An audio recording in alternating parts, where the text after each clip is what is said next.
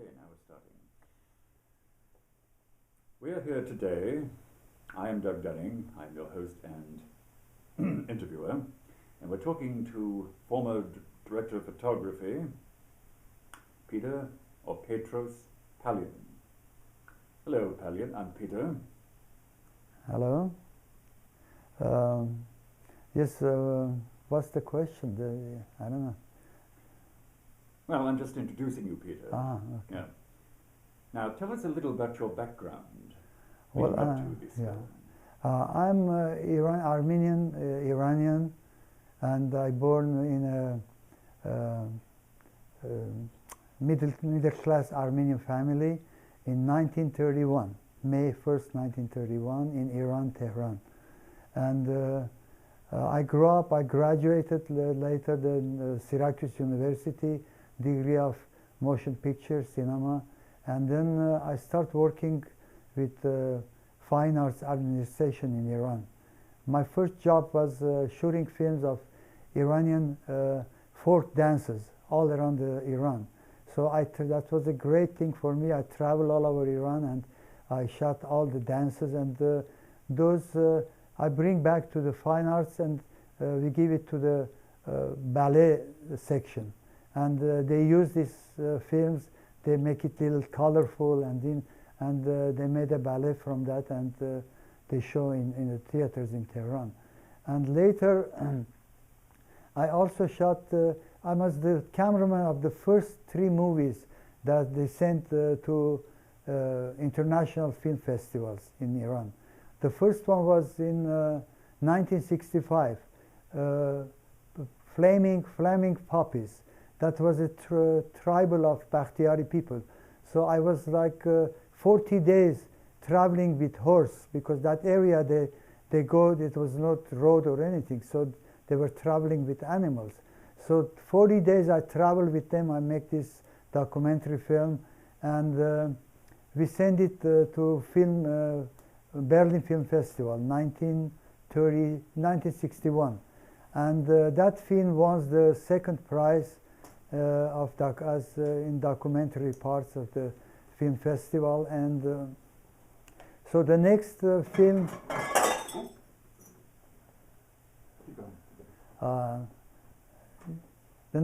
was Dawn of the Capricorn. That was a short story, very beautiful story. We shot that in Isfahan, one of the most beautiful cities in Iran. And that film also we sent to Cannes Festival, 1964. And it won 2 prizes in short movies for the best young director and the best cinematography. Won 2 of these prizes. And then I had another film in 1967 that it was a feature film from old history story of Iran, Blood of Siavash. And we shot that film mostly in Persepolis, the ruins of Persepolis. And you can't imagine, I was living there for a month and a half, and you can fall in love with those stones, with those carvings. It's unbelievable. So that film also, we sent it to Locarno Film Festival and won the 3rd prize. Then I was chosen to become the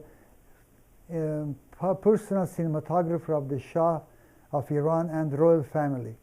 So 7 years I was with the Shah, traveling wherever he goes, inside, out of the country. I was with him, and I was shooting this documentary newsreel. And so with that, I travel all over the world with Shah. And the last place we went to Russia, 1965. And imagine, in the time of the communists, in that country, I was living like a prince. Every city we arrived, they take us all over Russia. And there was a limousine and a chauffeur just for me and my assistant. And so I had a great time in Russia. And then we went back. And then in the meantime, during those times, I came back and I had a 2 months vacation. And I came to New York. And because I'm just looking for adventure all the time, all my life. And I got to New York. It was a night, and one of my old friends that 17 years ago came to America, and he studied medicine, and he was a doctor at the time. So I sent him a cable that I'm coming such a time. And this guy, I didn't know he will come or not. It was 17 years, but we were childhood, we was like a brother. So I got to airport in New York. That time it was outside of New York. You came down from the plane and you walk or with a little bus to go to the building. And then I heard somebody calling my name, one of the hostesses there. So I said, that's me. And then she said that your friend is outside waiting for you. And I was so happy. And then I came to the custom. Then in New York, you can see the people coming on the back window up there.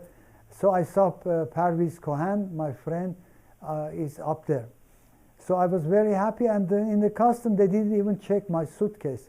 So I come out from suitcase, two big guys standing in front of me. They said, FBI, follow us.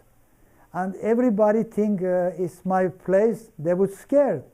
But me, no scared. I was so happy. I'm meeting FBI. So I remember, you know, the time, old time, I saw American gangster movies. I saw gangsters and the FBI's. So I'm talking with the real FBI. And that was a joy for me. And I was very glad. I said, okay, where are we going? They said, follow us. So they take me to a room. And so they look at my face. I'm happy face, no scared. And they're looking at each other. Maybe this guy is crazy.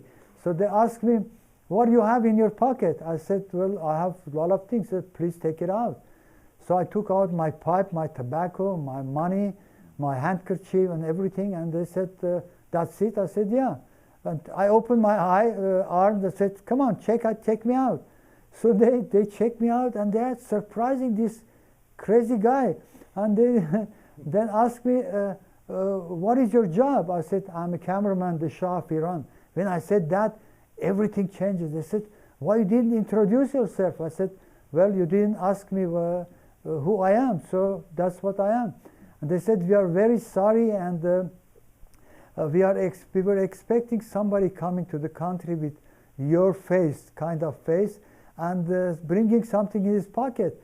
So we are very sorry. They shake hand with me. They give their cards, and they said, anytime you need, you know, we are FBI of airport, you can call us. And I said, I don't think I'm going to need you, but thank you very much. So everything was good. Now my poor friend outside waiting for me. Everybody is out, and I'm not there. And so I come out with these two big guys around me, two sides. With there, and then I put the suitcase down, very friendly, say good night to them, and walk to my friend. My friend says, who are these big guys? I said, they are my bodyguards. He said, what do you need bodyguards? I said, well, I have a little business with FBI, so these bodyguards, they bring me out. And so he says, what did you have with the FBI? I said, later I will tell you. So the guy says, well, unfortunately now I can't take you home because I'm on duty on hospital, and so would you come and sleep in hospital? I said, of course. And that was a joy. My first night I arrived in New York, and I had these adventures, great adventure. So he took me to the hospital and gave me a beautiful dinner. And so in the dinner time, I told the story, and we laughed together. And then he gave me a very clean, nice room with a shower and everything, and said, sleep here till tomorrow morning. So my first night in New York, I sleep in Mount Sinai Hospital, and so in the morning I get up, they gave me a breakfast and said, come back in the evening, so I'll take you home. So then I come out and start looking, you know, and Mount Sinai is in the middle of the park in New York Central Park. So finally I go there, and it's funny thing, because anywhere I go in Manhattan, I think I have been here, because I have seen that in the movies, many movies that time, the background was always Manhattan. So Manhattan was like a city, I know everything. And I remember I walked to a Central Park, I was walking, I saw a bench. I remember the film movie, Eddie Duchin's story movie. that they shot part of this, and Kim Novak and Tyrone Power sitting on a bench and talking love things, to each other. So I imagine now they are sitting there and talking. So I'm in the middle of Tyrone Power and Kim Novak, and that was a great. So finally, and then in the evening, I went back to the hospital, and my friend took me to his home, his apartment in Queens. He had 3 bedrooms, and there was a swimming pool in the building. And so his wife and children, they were in vacation in Hollywood for the summer. So it was me and him. And after that, he was working at hospital. So mostly he was in hospital, and the whole 3 bedrooms was with me, swimming pool. I had a great time. So finally, the husband, the wife, and the children came back from vacation. And they wanted to keep me there. I said, no, this is time. I have to move. And then that moment, one night, I was in Manhattan, walking in that big, what's the name, Times Square, million people. So I'm walking million people. Suddenly, I was face to face with an old friend. Marcos Grigorian, famous painter in Iran. And imagine between million people, I face to face, I come, God always with me. And so Marcos says, what are you doing here? I said, I just came to New York 3 months. What do you do? He says, I live here. And he says, I was with my friend. We went to a Broadway show, but we taking taxi. It was 4 or 5 planes. They couldn't take us, so I put my friends there and send them there, and they had a big house in Queens also. So he says, I was going to take a subway and meet you. So he says, where you live now? I said, well, I'm looking now a place in Manhattan, our apartment too. He says, well, you don't need to, because I have a studio in Manhattan, heart of Manhattan, 54 and 3rd Avenue. So night I'm going home, and in daytime I'm there, so you can live there, you can stay there. So he says, tomorrow, he gave me the address, he says, come there, and so you can stay there to see till you find a place or something. So next day I say goodbye to my friends and take my suitcase, and I come to Marcos' place, and beautiful studio, and so I start living there. And then friend of us, he was a famous caricaturist from Iran. He was living in Italy. He came there, and next door of the Marcos, there was another, that was the buildings, it was for artists. So that guy, the next to Margot, there was another apartment. So this guy rent that apartment.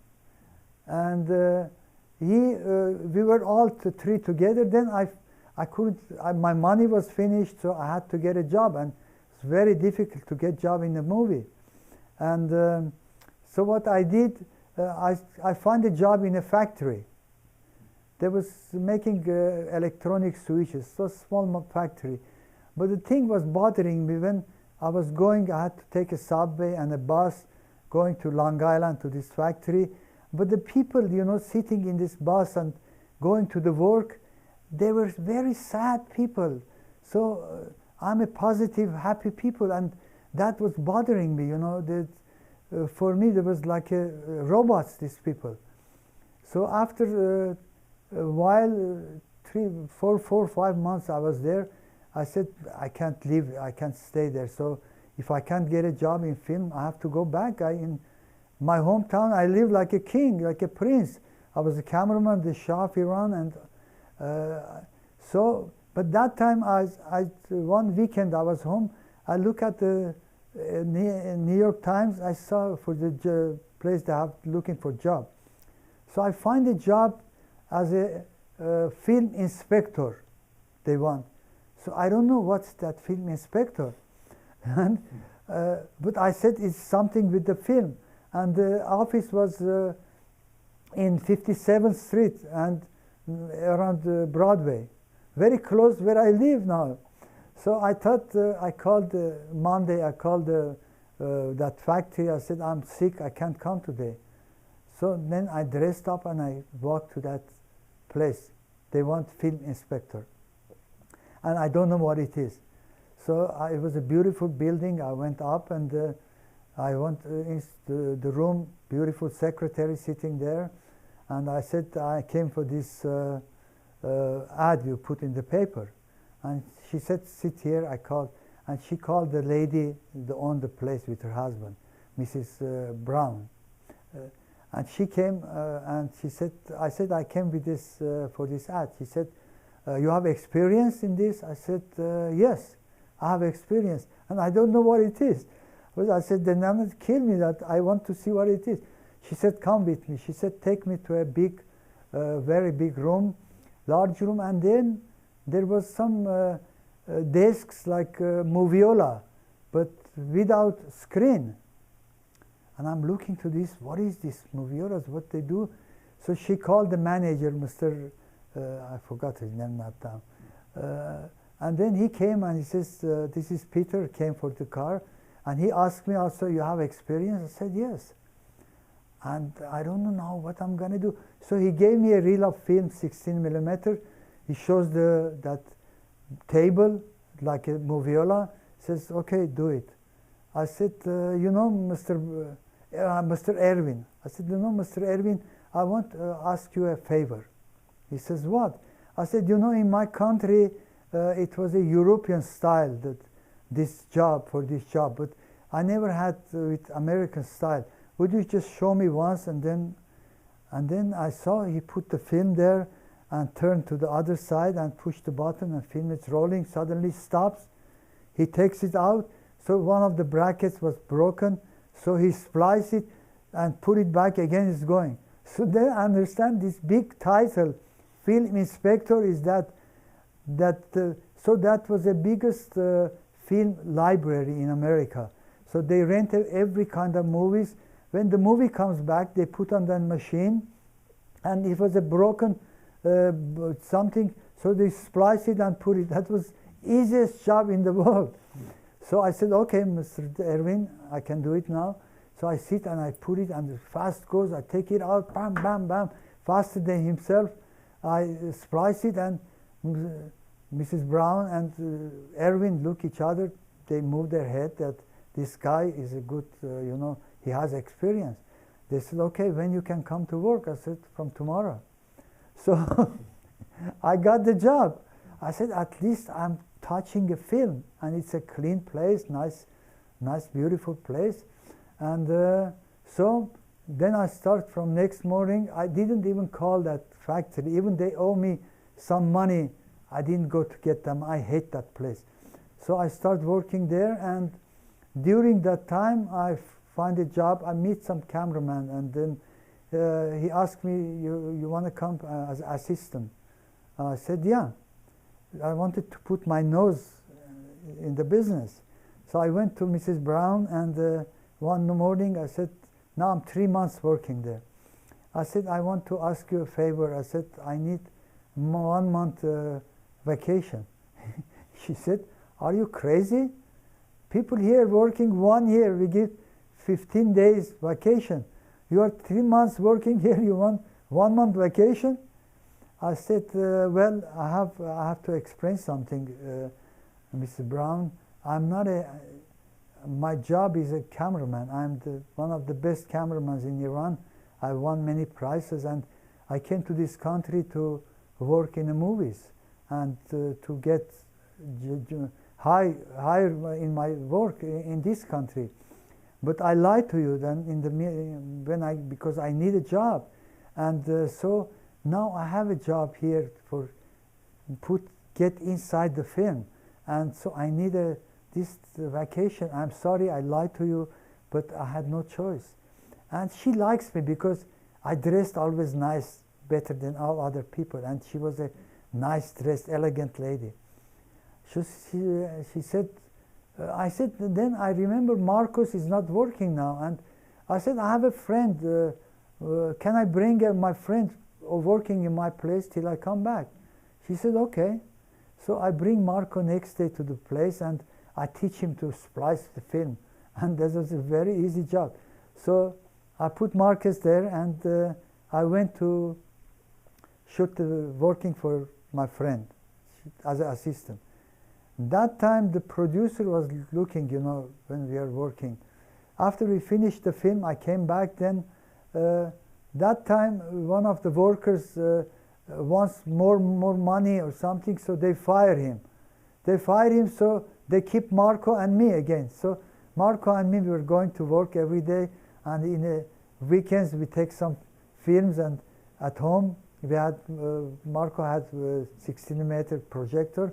We make a movie party. We invite all the friends, girls and boys, and we had parties. And so after that, that producer I was working as an assistant, he called me and he says, I was looking at you and I realized you are better than my cameraman.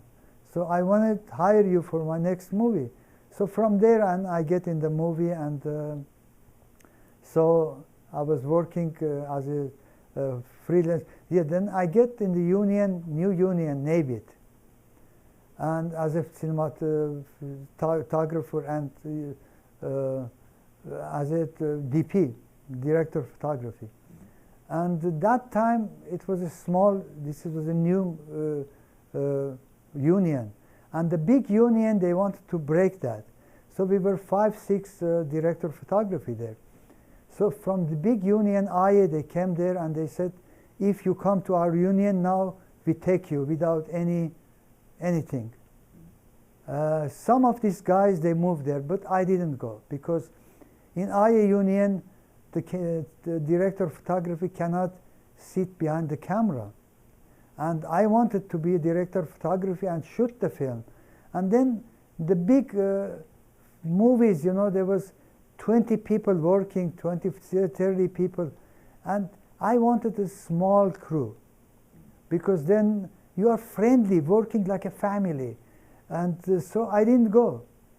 I didn't join the big union, even if it was big chance, you know, for me to work in the big movies. So I didn't go, and I stopped. I stayed there, and I work in small movies, and but be always happy. And I became very famous in New York as a freelance cameraman, because I could use. I used 10 years. I worked with a big camera on my shoulder, and my body was like a tripod. And so when I was working in low-budget movies, shooting outside, we don't need to put a tripod and all these things. I was shooting with my hand, my arm, and so it was making, you know, much less expenses, you know, for the, and because I shoot for the Shah, when I was shooting, I had to shoot one take. You know, when you are shooting leaders of the world, you can't take them, take 2, take 3. Yeah, there's a one take. So always my shots was one take was good. So that was another reason they use less negative. So every low budget movies, they were coming after me. So I was very famous. I have always jobs, and very happy. Then Amir finds me, and he called me from California. So I came here and I shot Amir's, and later I shot all Amir's movie. And so this was my story. And now I'm retired because I have problem with my eyes. I can't shoot movie. So I'm writing a book, my memoirs, 7 years with the Shah, and I shot 20 leaders of the world. And what is the title of your book? I shot the Shah. And I shot 2 American presidents, Eisenhower. I was traveling with Johnson, came to Iran. He was a vice president. And I have, then Queen Elizabeth came. I was 1 week with Queen Elizabeth.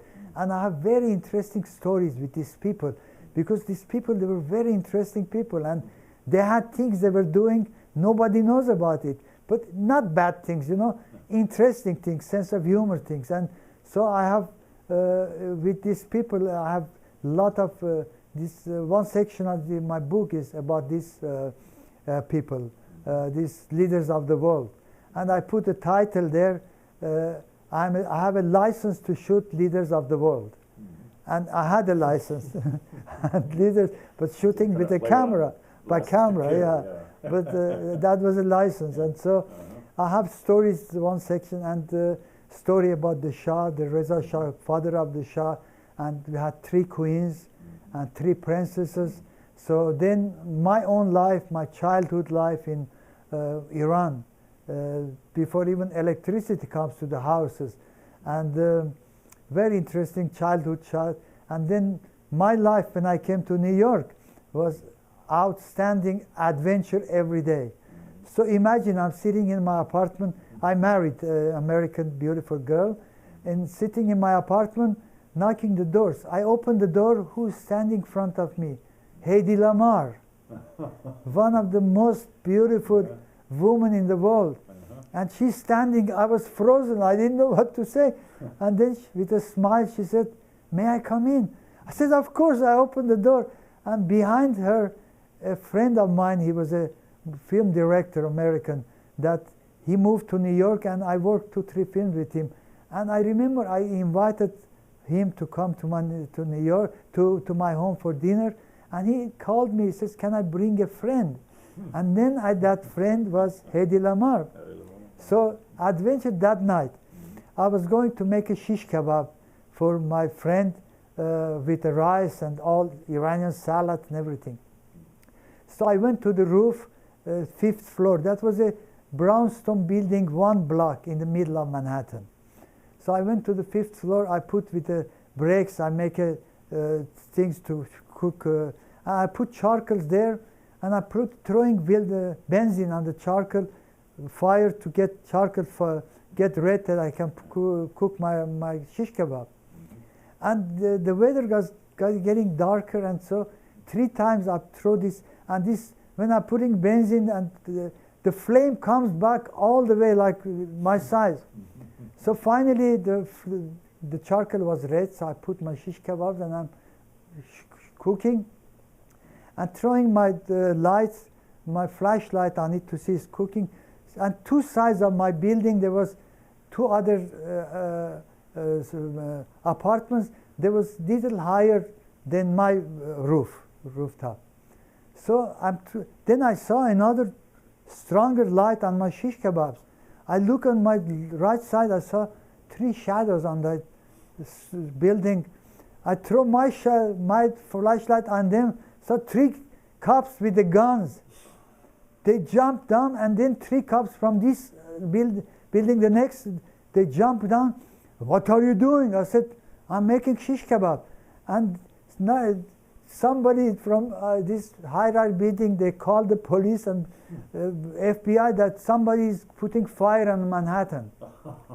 So they surrendered these blocks, and they come up, and then from the door building, the fire department come up, FBI, detectives, they're all around me. "What are you doing?" As I'm making shish kebab.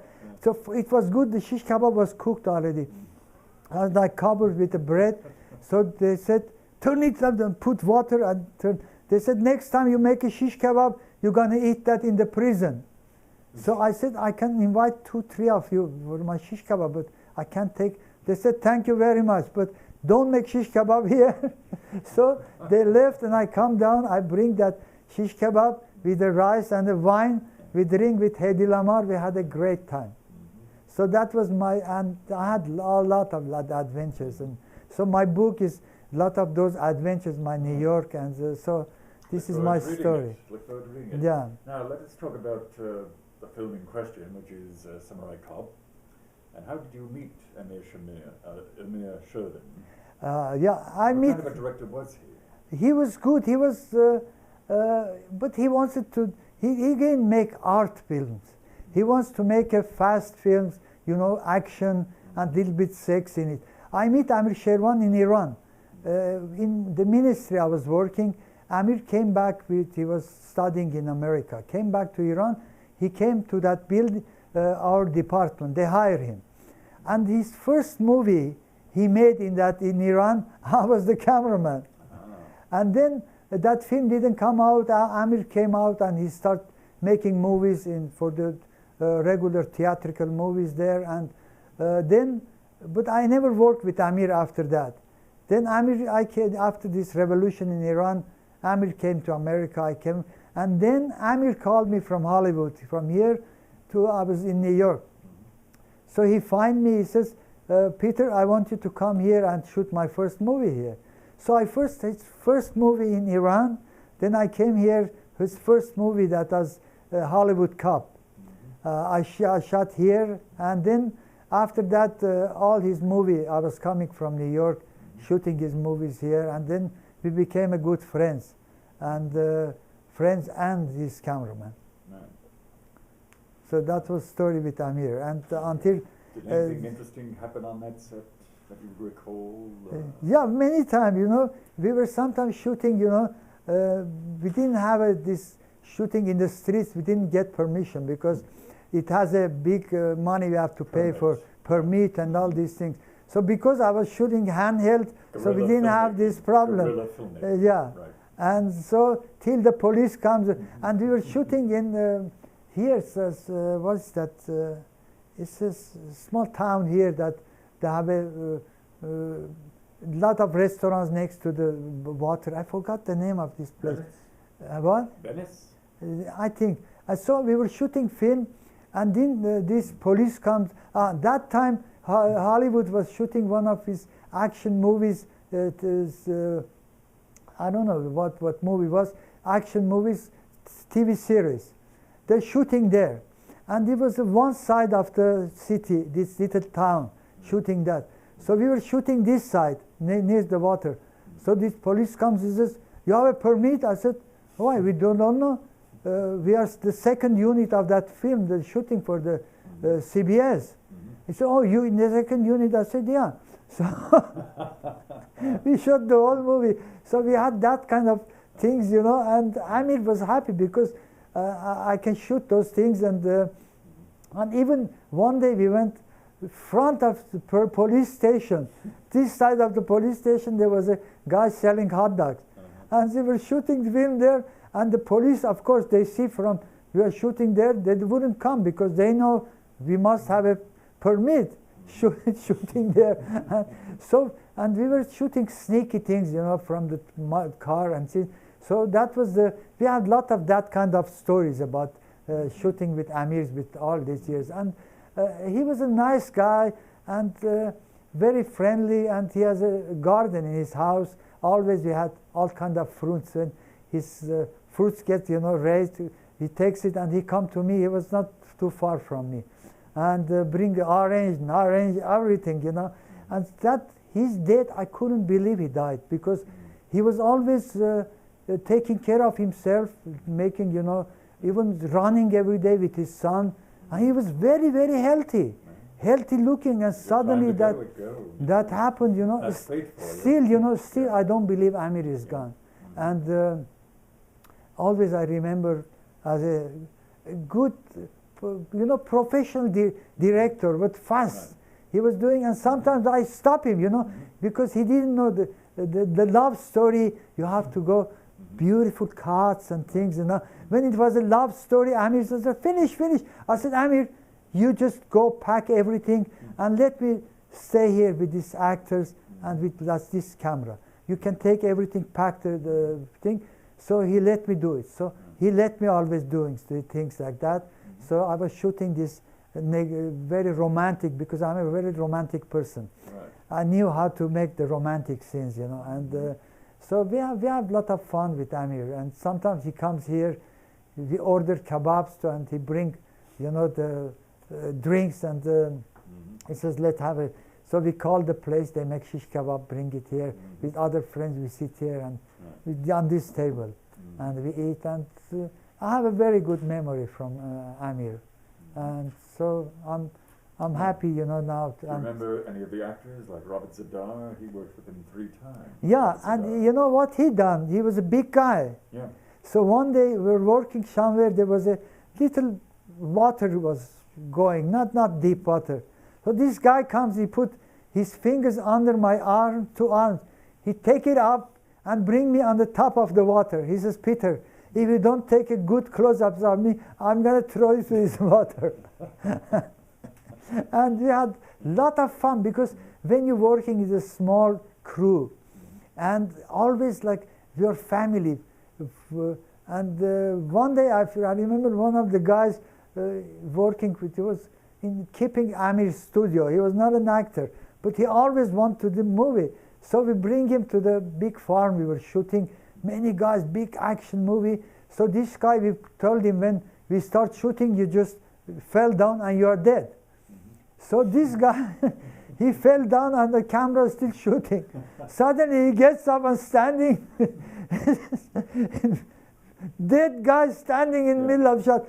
Because Ali, why are you doing this? He says, how long I have to be dead? I'm finished, you know. I can't sit dead so many hours. And so we had a lot of fun, because sometimes we're using non-actors and just for the extras, bringing people like that. And I have many stories. How long did it take to film? Do you remember how long, how many days it took to film? Yeah, we shoot sometimes in 20 days, one month, mostly month and a half it takes. But do you remember the budgets at all? Yeah, budget was low, like we working like no budget. It was less than low budget. Really? We call it no budget. Yeah. With 100,000, 80,000. That's a lot. Yeah, we could finish the film. Small, yeah. And Lucky was also we would do the work in the Lucky studio, editing and things. Lucky was helping Amir. He likes Amir. He likes me because he likes me more because we both smoke pipe. And we talk about the tobacco and things like that. And like a great guy. Yeah. And so I'm hoping this film will be very successful, because it's a beautiful action movies. It's not now they're doing out with a computer, and what we did there, it was real. That's right. It was real. Fighting, like beating each other are real, yeah. Computer stuff. No computer, real. yeah. It's too perfect. And it's funny, you know, I can't think I'm working with the computer movies anymore. And I'm happy I was working with the movies that I could touch the film. I could touch that material. And that cameras, the big movies, big cameras, big films are running, rolling inside. And camera was, for me, it was like a part of me, like my friend. Right. I could touch it, I fell in love with it. And so I'm not unhappy I'm not shooting film anymore, because I don't believe I could be happy shooting with these Mickey Mouse cameras. And now, like this one. I know I'm front of one of those Mickey Mouse cameras, but well, I'm not shooting it. There's nothing good, nothing. Yeah, that's you shooting. Computerized here. Yeah, I'm not unhappy. So this was my movie and my stories, and yeah. And this is my pipe. I can smoke my pipe, and unfortunately, my lighter is there. I can't. But I have a collection of my pipes, and my special tobacco. I order my camera. My tobacco, the company make it just for me. They call it Smokers Proud. Oh, really? And it's a vanilla inside. It smells good, and especially the ladies, they like the smells, and they come after my smell of my pipe. So yeah, so this is a good thing, you know. And I don't know. 50 years I'm smoking pipe, and my lungs are still good, working good. My heart is pumping and falling in love all the time, and I'm in the love story. And so this is my story, my life. I'm a very happy people, very positive, and I know my book is going to come out, makes other people. My book is not just the history of the Pahlavi dynasty. Right. It's your history. And even I have a lot of fun with the Shah. I remember one day there was the opening of a big dam, Karaj Dam in Iran, and we went there. And that time when I was camera in my hand, I wouldn't afraid of anything. I would do anything. So there is a bridge, long bridge going to the other side of the dam, and everybody comes walking from there going to see. And two sides is coming down, and there was a lake, but very it was hundreds of meters. And there was two sides, there was a wall, very narrow wall. So I jumped on that wall, and I'm shooting the king and queen coming. And you know, they have big bodyguards always with them. Right. So suddenly queen saw me on that wall, and she said to the guards, you know, bring down this guy, he's gonna fall down. And these big guys, they come, they're like a little bird, they put me down.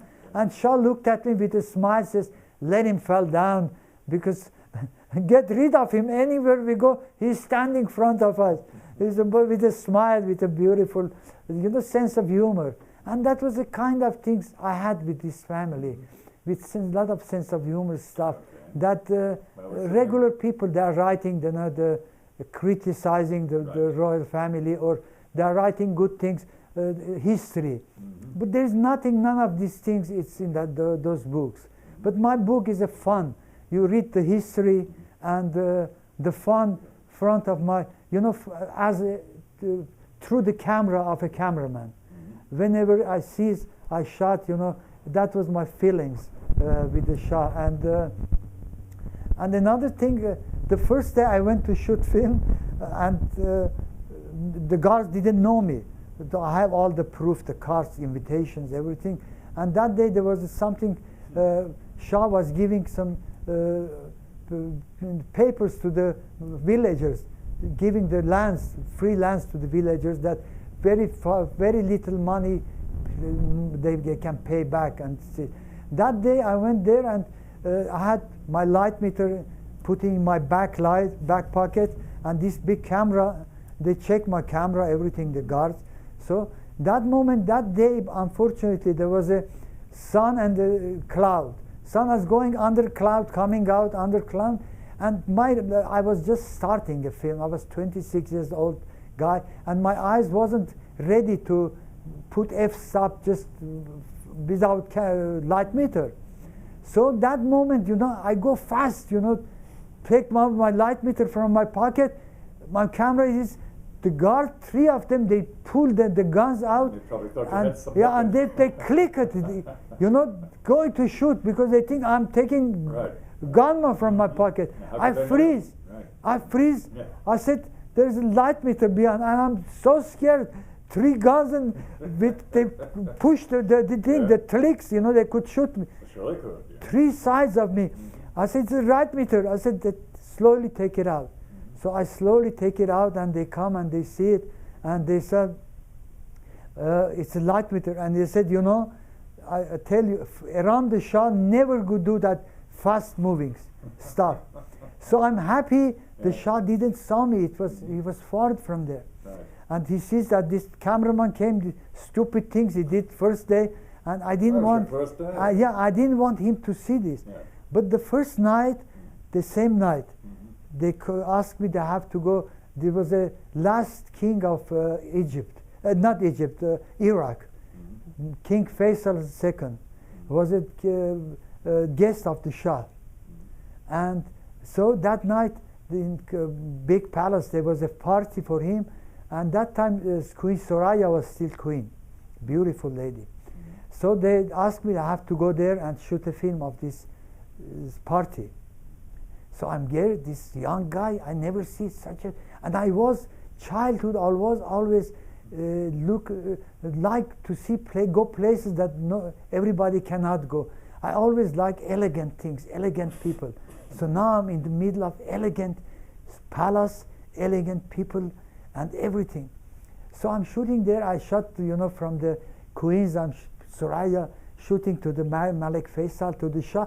My camera just moved back to Soraya because she was so beautiful. And I told in my book that she was so beautiful, my camera fell in love with her. So that part, and then I was shooting another side of the room, shooting the chandeliers and things. I heard a voice from behind me. I said, still you are nervous? I turned back, it's the Shah. Imagine this man in this big party with the guests, the other kings. He saw me there that in the morning, and he knew I'm a young guy and maybe worrying about all these things, and he came out middle of his party to ask me to take it out of me, that it is all right that happened that day. Yeah, but it's perfect. And that was the thing. I thought, this man, how could be somebody, a human like that, a good human being, unbelievable human being. So from that time I fell in love with my king, and for me he was everything. He was Can you believe those horrible things they said about him? and then all Monster. this horrible thing, it couldn't go from this man. I saw things from him that nobody knows. Nobody knew about these things. So this is the other side of the Shah. Right. It's in my book. And I'm happy this book comes out. People, they read and they know the other side of the Shah. What When kind is of... it coming out? Well, it is ready. I'm looking for a good publisher You're right looking now. for a publisher? Yeah, I'm looking for a publisher, and my book is like 30 pictures is going to be there. And books is always good to have pictures. And I have so many pictures with the king and queen that I don't believe his family they have that much of pictures. So this is my whole story. I'm a very lucky person. God loves me very much, and I love the God. And he always, any door closed about for me, I go sleep very happy, good, because I know next day that door is going to be open for me. And that's my philosophy in life. You believe the God, you believe you good things, that the God is always there to help you. That's true. And Now, Peter, there's an urban legend about Amir Sherbin and another director by the name of John S. Rad. You knew both of them. Yeah, Were they the same person or two different No, people? no. John was completely different. He was. I don't want to. He's dead now to tell anything, but he was very stingy. First of all, and he wants to make his film. No budget, no budget, no budget. And And but how long did it take him to make that film, Dangerous Men? Did it take 10 years? yeah, well, first time we make it, and he put in theater, it didn't work, and then it takes 10 years to twice. He changes stories, and he shot it. And the funniest thing, when he was complete, that they find out the festivals. They find out about, so they invite him for the worst film in the world. They show his film, and then they invite him to go with the plane to go there, and the limousine to take him to the theater. And he became the worst. He made the worst film. And this funny thing, Well, one of the worst. he write the music of the film, because I remember I came back from New York, and I was driving with his car, and I asked him, Rod, who's writing your music? He put his finger on his head, says, moi. And then I said, how you are not how you write a note? I said, no, I don't need to write a note. I whistle the music and record it. You want me to whistle, to put a little bit of music for you? I said, yeah. And he started, and I'm laughing at myself. And then later, I realized he write the music, and somebody write, and then he had two with the voices. He sings in the to put it.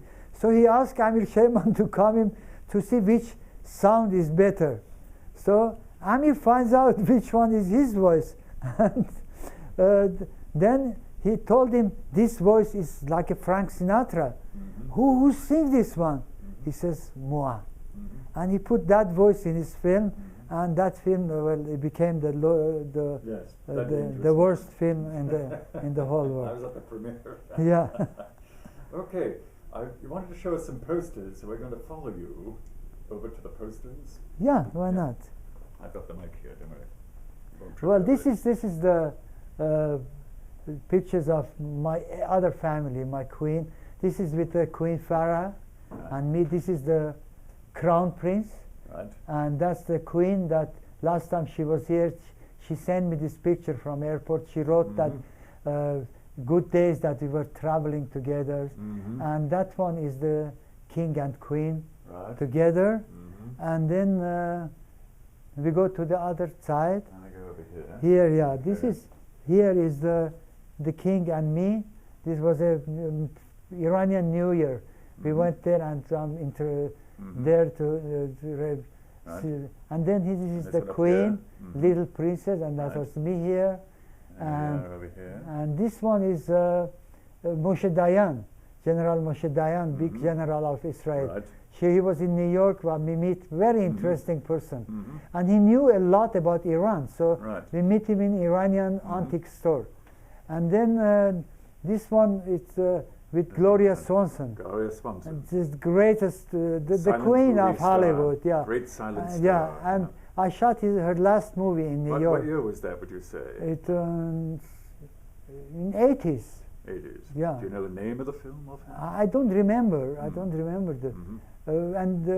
Because the film never come out, the producers, they have problem with each other, that happens, and unfortunately, but she was working like 24 hours. She could stand and work. She was in her 80s. And then they told her, they told me that she don't like the pipe. Don't smoke pipe in front of me. But I respect her more. I never smoke, but I put my pipe in front my mouth, and I went to reading the light, and she knew. They told me that, and she looked at me. She says, "You are very interesting." And, yeah, lot of fun. Okay, and this one is in Russia. When we went with the king and going to Russia, this was they bring the best ballet, and this is the best ballerina in the world, Plitskaya. They did Swan Lake for the king and queen, and I meet them. And this one is a newspaper conference, and this is in Kremlin Palace. The Shah is here. This is a Gromyko Kasekin. I'm around here with one standing there. Now let's go over to the posters. Over here. We'll follow you. Yeah, just carry on. Battery's almost gone. It's okay? No, it's still good. It's just almost gone. And here I have the. I give you a little light also. That's a good idea because it's very dark over here. Yeah. And this is most of the Amir's picture that I shot for Amir. This is the posters. You can say read the titles. That's a Hollywood Cup, and and this one is an Iranian movie that I produced and I shot in New York and Isfahan. I bring the best Iranian comedian. Okay, and here we are. And this is the Samurai Cup. Yeah, and this one is Killing American Style, and the other one is a movie. It wasn't Amir's movie. It was a director from Korea, South Korea, but a very good story. Strada was in, So and the battery's almost gone. Right, well, thank you very much, Amir. I mean, Peter. Peter. Well, let's get a copy of your cover here. Yeah, I covered my book. This is a copy of his cover to his manuscript. I shot the show. Right. Well, thank you very much, Peter. Okay. I've got to cut off now because the battery's almost gone. Thank you very much. You're welcome, and I'm very happy you came. And I have many what's the name? Talking with Iranian television. I was in Armenia. That Armenian interview, Iranian interview, and Voice of America last year came and did a 7 hours interview with me. But they make half an hour. Bigger cameras than this. Half an hour from that, and then they show it in all over the world in Voice of America. And I was in Armenia. I had Armenian language, and now I'm in America. The battery is almost gone. And I'm now talking in English, and I'm very happy to meet you, and thank you very much. Meet you too, Peter. Yeah, you came to my home, and thank you. I love my home. It's colorful, beautiful, and that's it. All right. Cheers.